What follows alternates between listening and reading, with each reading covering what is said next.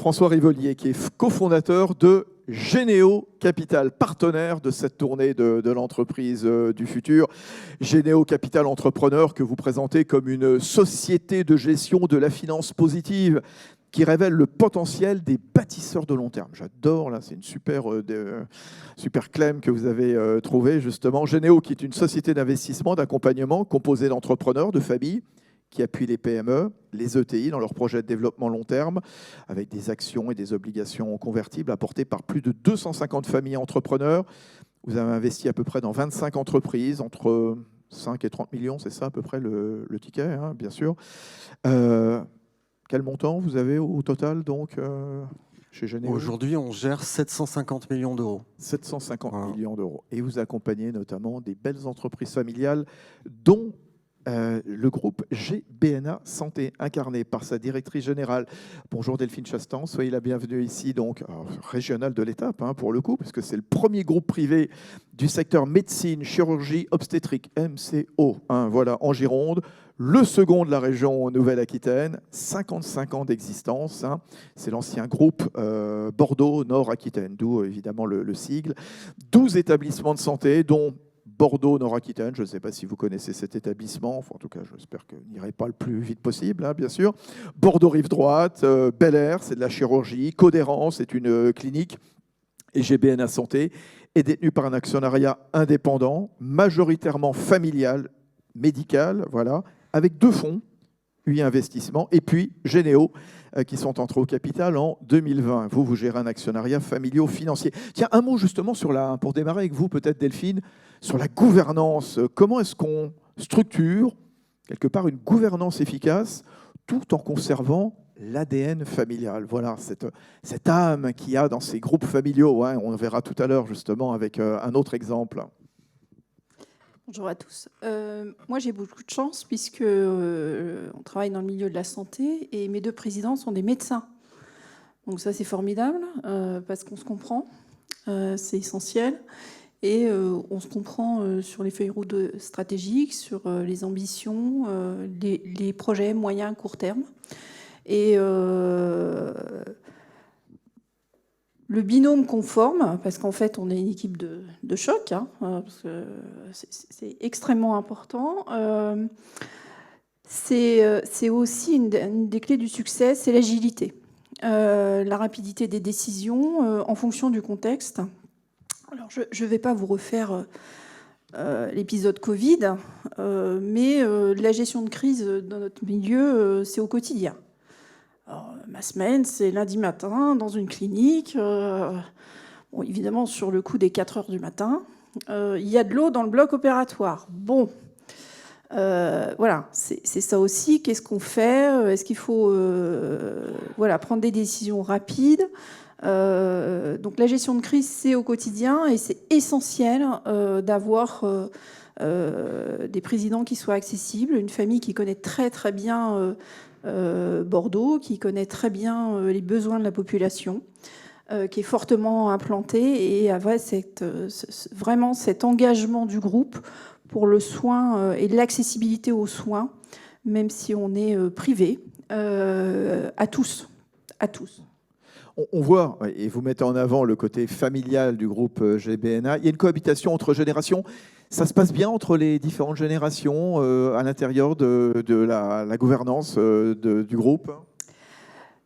Parfait. On a trouvé un équilibre puisque les docteurs Guichard, alors je rappelle, hein, GBNA Santé fondé par le docteur Guy-Paul Guichard qui est décédé en 2024, repris par les docteurs Pierre et François Guichard, et puis leurs enfants, dont un est médecin dans un de nos établissements, et puis l'autre génération qui aujourd'hui ne travaille pas encore dans le milieu de la santé. Alors certains sont dans l'IA, d'autres dans d'autres domaines, mais en tout cas, cette génération qui est très partie prenante, très intéressée sur la vie de l'entreprise, sur ce qu'on propose aussi comme offre. Et on prend les décisions concertées. Et c'est très agréable, justement, d'avoir ces différents points de vue entre générations. Alors justement, quand on travaille comme ça entre générations, et un beau jour, on décide d'ouvrir le capital à des extérieurs, à des fonds d'investissement, dont Généo Capital. On le fait évidemment parce qu'on pense que c'est une opportunité, justement. C'est quoi les avantages? Alors, on parlera aussi des risques, hein, aussi, parce que j'imagine que tout ça ne se fait pas facilement, mais d'ouvrir comme ça la porte à d'autres qui ne viennent pas de la famille Guichard. Alors, notre secteur de la santé, donc GBNA historiquement était très ancré à Bordeaux. L'intérêt de notre secteur, c'est d'offrir une offre territoriale, ce qu'on appelle un maillage territorial. Je m'explique, c'est la notion d'accessibilité aux soins pour des patients qui sont parfois un peu éloignés de Bordeaux. Et ça, c'est essentiel. Donc, ça nécessite aussi de se développer et d'aller vers des opportunités qui parfois coûtent un peu cher. Voilà. Donc, quand on rachète une clinique, c'est un investissement qui nécessite de s'adosser à un partenaire. Et il n'y a pas que les opérations de rachat de clinique, il y a aussi les opérations de croissance, et en particulier sur la partie des schémas directeurs immobiliers, puisque pour le groupe GBNA, on a construit la même année un bâtiment d'ambulatoire sur Bordeaux-Nord, sur Arcachon également, une salle de vasculaire et de cardiologie qu'on appelle salle hybride sur Bordeaux-Nord, le réaménagement de différents espaces sur les blocs et les plateaux techniques. Et ça demande énormément d'investissements sur lesquels GBNA s'est tourné vers des fonds, et je dis bien des fonds partenaires. Oui, oui, bien sûr. Puisqu'on peut avoir des fonds beaucoup plus agressifs. Bien sûr. Voilà. Donc, qu'est-ce que vous êtes venu faire dans cette affaire et comment vous travaillez justement avec la famille historique qui est aux manettes depuis 55 ans, François? Je vais m'autoriser de reprendre un peu de hauteur. Parce que vous pensez qu'on n'était pas assez... Si, mais en fait, ce qu'il vient de dire est vraiment très important. J'ai pas choisi le thème, mais en fait, il faut bien comprendre pourquoi la transmission et l'innovation des entreprises, c'est super important pour une réunion comme celle qu'on a aujourd'hui et pour la durabilité. Et Delphine l'a dit, tout ça, c'est lié à qui aujourd'hui, quel est le format économique qui permet d'avoir l'agilité, la durabilité, la vitesse, pour ce que nous a dit notre ami anglais, dont on espère qu'il n'est pas responsable de nous avoir privé du grand chelem, qui est la superposition des temps. Quel acteur économique a les moyens et l'agilité pour superposer les temps? Les ETI. C'est pas à Bordeaux qu'on va expliquer ça. Ils ont inventé pour la première fois les communautés avec le club ETI. Le premier club ETI régional, c'est ici, Nouvelle-Aquitaine. Voilà. Donc si on veut avoir une croissance durable, il faut éminemment s'appuyer sur les ETI. C'est l'objet, le format le plus efficace pour faire cette durabilité. Or, on en a 6 000 en France, il y en a 8 000 en Italie, il y en a 10 000 en Angleterre et il y en a plus de 12 000 en Allemagne. Donc, on est moins bien équipé que nos voisins européens pour le faire. Pourquoi? Qu'est-ce qu'il faut? Voilà. Qu'est-ce qu'il faut? On a parlé de choc de simplification, impôts, etc. On connaît tous ces sujets-là.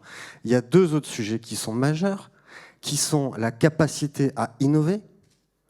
Or, les ETI, c'est bien un peu leur problème, c'est que alors qu'elles représentent 25% des emplois, 40% des emplois industriels directs, donc probablement plus de la moitié des emplois industriels. Plus l'innovation, plus l'export. Elles ont besoin d'innover, donc sûr. elles ont besoin de capitaux, plus que les autres. Or, elles savent beaucoup mieux l'employer que les autres acteurs économiques.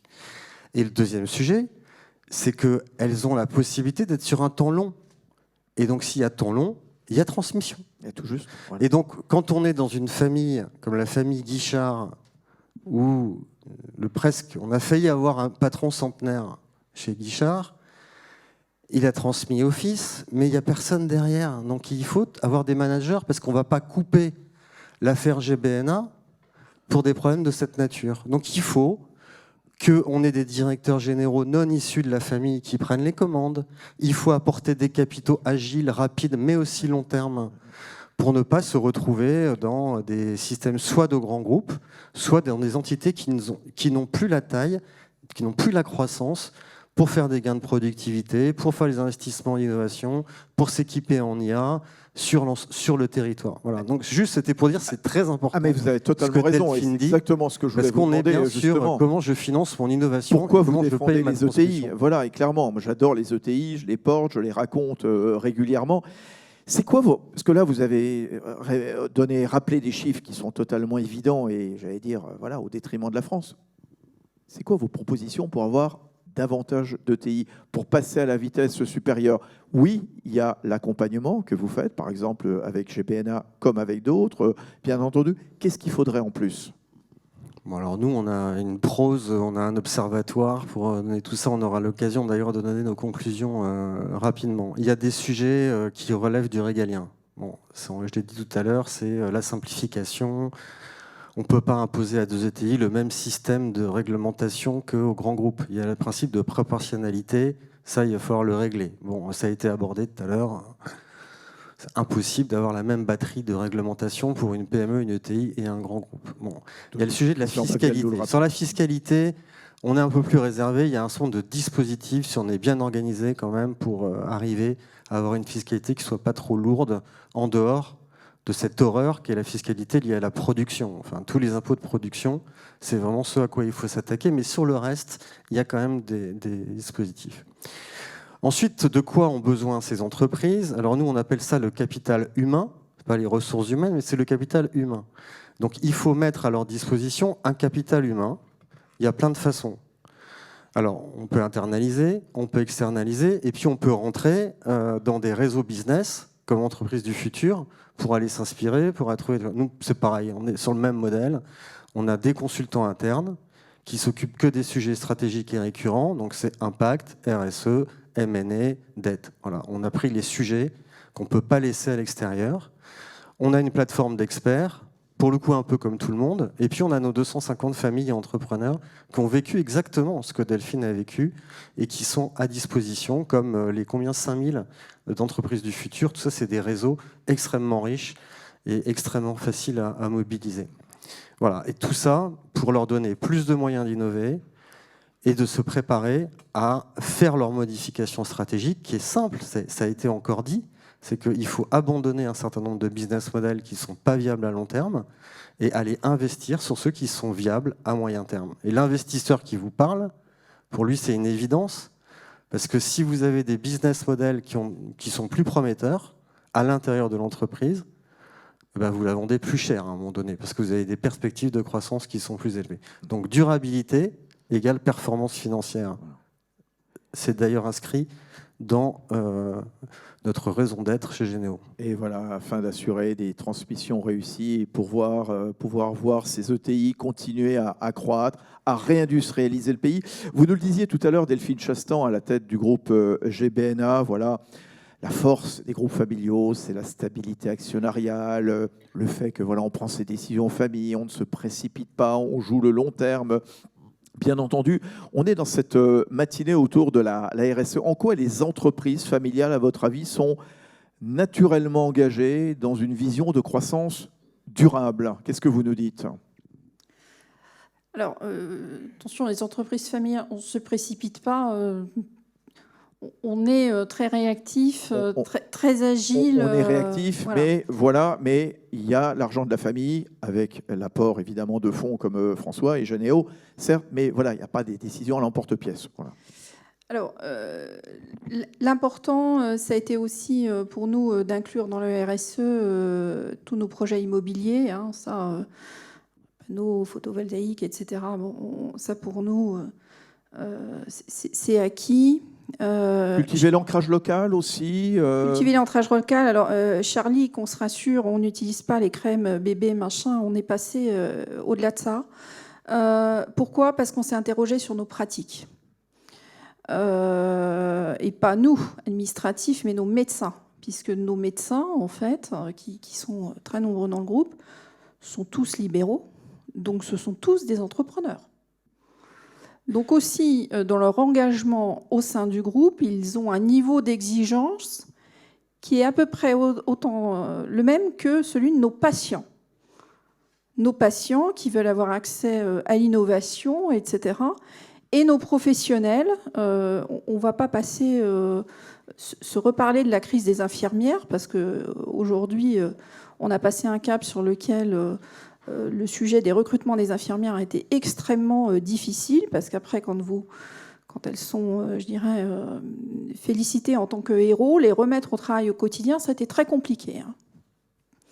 Et la notion de RSE est très importante sur l'attractivité de l'entreprise des jeunes professionnels. Ça, c'est vraiment un levier pour nos praticiens et nos patients. Je prends un exemple sur la dialyse. Alors, tout à l'heure, on a parlé de l'eau, parce que historiquement, nous, on est très, très consommateurs d'eau, d'énergie, parce qu'on a des grosses machines qui coûtent très cher et qui consomment beaucoup. D'accord ? La dialyse, quand un patient rentre en dialyse pour insuffisance rénale, il y rentre à vie. D'accord ? Les deux modalités de sortie, c'est soit la greffe, soit malheureusement le décès. Donc, un patient pris en charge en dialyse va être branché à une machine, un dialysat, 4 heures toutes les 2 jours. Ça consomme énormément d'eau. Les praticiens se sont réinterrogés sur leur pratique et sont allés chercher des fournisseurs qui permettaient de recycler l'eau des dialysats. Voilà. C'était avant tout une exigence des patients. Donc il a fallu retravailler sur nos problématiques médicales. Les machines coûtent 2 fois le prix. Voilà. Mais c'est aussi cet accès à l'innovation-là. Mais la plus jeune génération, par exemple, de la famille, les jeunes générations qui sont beaucoup plus enclines, acquises à la cause du digital, de l'environnement, est-ce qu'elles sont venues également amener quelque part leurs griffes, leurs idées ? Alors, oui, mais on parle toujours de médecine. Donc c'est un outil d'aide au diagnostic. C'est jamais le diagnostic. On ne passe pas un patient sous une machine en radiologie en disant bingo, on va avoir le diagnostic. C'est vraiment un outil d'aide à la décision. Et effectivement, sur les activités qu'on a à GBNA, en particulier sur la cancérologie ou sur les chirurgies cardiaques, vasculaires et la médecine nucléaire, c'est des outils d'aide à la décision sur lesquels les médecins sont promoteurs ou pas. Oui. Puisqu'on parle de RSE, François Rivolier, chez Généo Capital, comment est-ce que vous intégrez justement ces enjeux RSE dans votre stratégie d'investissement? Qu'est-ce que vous regardez en premier? Qu'est-ce que vous demandez également? Alors nous, on regarde la RSE d'une part, qu'on considère comme l'inventaire des externalités négatives et dont on fait l'inventaire. Et il y a plan de remédiation. Voilà. Donc c'est un autodiagnostic par l'entreprise. On fait un certain nombre d'analyses, on fait des bilans carbone, on a une personne qui est dédiée au bilan carbone. Il y a tout ça. Alors ça, c'est l'horreur pour les entreprises, mais on a tout un système de remontée de données qui permet de voir là où il y a un certain nombre d'externalités négatives. Bon, ça, c'est le minimum. Ensuite, ça ne crée pas de valeur, ça relève de la gestion de la cartographie des risques. Bon, c'est d'un autre registre. Après, il y a l'impact. Donc, c'est la revue des business models. C'est quel est mon modèle d'affaires à long terme. Alors, pour GBNA, le modèle d'affaires à long terme, on le voit. Enfin, je veux dire, la mission est super claire. Mais dans beaucoup d'entreprises, il y a des vrais dilemmes stratégiques. Donc, il faut les extraire. Pour les extraire, on a une équipe dédiée, Impact, qui est présente dans nos comités d'investissement, dans tous nos processus, et qui regarde très précisément les business models qui sont à risque et qui recherche aussi les opportunités. Parce que souvent, en fait, on ne trouve pas les solutions à l'intérieur de l'entreprise. Sinon, ça fait longtemps. Tout à l'heure, vous allez les aider quelque part dans leurs arbitrages. Voilà. Donc, une fois qu'on a fait ça et qu'on dit bon, ça c'est mort. Donc, comment on l'éteint? Donc, ça c'est le temps court. Hein. C'est comment on éteint les mauvais business models. On essaie plutôt de le faire à moyen terme pour garder quand même un peu de cash flow dans la période. Et après, il y a aller chercher les autres business models. Et donc, ça c'est ressortir déjà on ressort le portefeuille d'innovation des entreprises. Et on va trouver des trucs qui étaient sur étagère, mais juste qui n'avaient pas été ressortis. Donc la revue des portefeuilles d'innovation. Ensuite, il y a la croissance externe. Parce que si on n'a pas à l'intérieur, eh ben, on regarde comment on peut aller acquérir ça à l'extérieur. Donc dans nos plans dits de M&A, il y a les affaires qui pourraient nous aider à résoudre des dilemmes et à apporter des nouveaux business models au sein des entreprises existantes. Donc là, on met tout le monde au travail parce qu'on a notre responsable impact, on a notre équipe d'investisseurs, on a nos équipes d'M&A, et voilà. Et puis on a la partie RSE quand même parce qu'il ne faut pas oublier la carto des risques au passage. Juste, vous me dites un petit mot avant qu'on passe à nos travaux pratiques suivants, puisque vous accompagnez des ETI. Vous regrettiez à juste titre tout à l'heure qu'on n'en a pas assez. On voit aujourd'hui un contexte mondial qui a été rappelé tout à l'heure par Christian Maviel à la tête de Cacolac, fait de crise, de droits de douane, de guerre également. C'est quoi l'alternative pour les entreprises françaises? Ça fait quelque temps qu'on est en démondialisation. Donc depuis maintenant 4 ou 5 ans, on a accéléré nos opérations de croissance externe hors de France. Pour vous donner un chiffre, on a investi dans 28 sociétés, mais on a fait 80 opérations de croissance externe pour le compte de ces sociétés-là. Une pour 3, la moitié à l'international, pour aller chercher de l'empreinte sur une zone qui est stratégiquement importante. C'est pour ça qu'en fait, aujourd'hui, il n'y a plus vraiment de business plan. Il y a des zones géographiques, il y a des chaînes de valeur, et où est-ce qu'on va aller se mettre en sécurité dans un monde qui ne l'est pas. Donc on n'est plus vraiment dans des... Nous-mêmes, on doit faire notre évolution, parce qu'on a été habitués tout ce que vous aviez appris autrefois, à des business plans, etc. Et là, tout explose. Alors c'est génial, c'est fascinant. On a ça qui est extraordinaire en ce moment, c'est que pour un vieux métier qui a été créé dans les années 80, le capital investissement, on est en train de vivre pour la première fois une période formidable où il y a l'IA, où il y a en fait une carte mondiale qui est complètement en train de se transformer. Donc on va retrouver des lettres de noblesse à la stratégie, on va réécrire, mais on va plus faire de business plan. Non, c'est fini. On va être beaucoup plus tactique. Ouais, c'est bien. Bon, merci en tout cas. C'était génial que vous veniez. François Rivolier, Généo. Merci pour votre témoignage. Delphine Chastan.